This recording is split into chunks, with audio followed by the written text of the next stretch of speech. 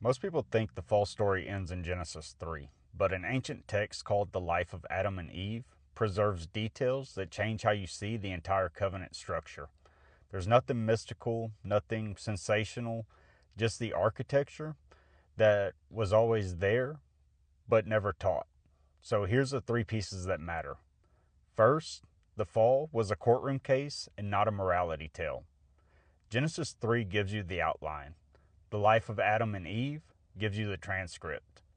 Adam recounts the serpent issued a formal accusation, angels stood as witnesses, Yahuwah questioned each party, and sentences were rendered, and confessions were recorded. This means that Sinai is not the beginning of covenant law. The first courtroom is Eden, and the entire prophetic lawsuit tradition in Isaiah, Ezekiel, Hosea, and Micah repeats the same structure laid out in this text. The Bible does not start with religion. It starts with legal architecture. 2. The serpent explains why he attacked humanity. This part is almost never quoted, but it exposes the real motive behind the fall. The adversary says he fell because he refused to honor the human made in the image of Yahuwah. Not honor as in worship, honor as accepting Adam's position in the created hierarchy. This confirms the Eden arc perfectly. So if you haven't watched the last two videos, I encourage you to go back and watch those now. This is where the beast speaks, the woman is influenced, man follows, order flipped, dominion collapses, and creation resists.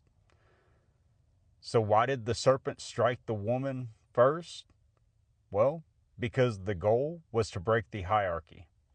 The goal was to destroy the image, and the goal was to invert the dominion mandate.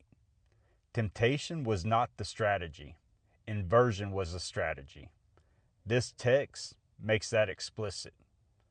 Third, Adam's death scene reveals resurrection architecture that predates Israel. At Adam's death, angels gather around him. Michael presides over the moment. Adam is promised resurrection. The tree of life is referenced as a future reality, and the ritual echoes the pattern of atonement long before Israel exists. This means resurrection is not a late idea, and it's not a prophetic development, and it's not a New Testament invention. It is the original solution to the Eden breach. It is the covenant repair mechanism built into creation from the beginning. This is why Yahusha is called the second Adam, not poetically, but structurally. He steps into the architecture that Adam broke and restores it piece by piece.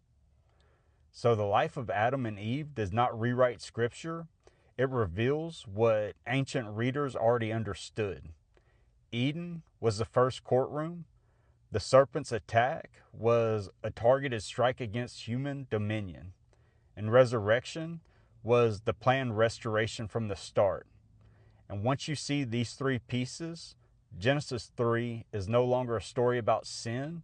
It's the blueprint of collapse and the blueprint of redemption.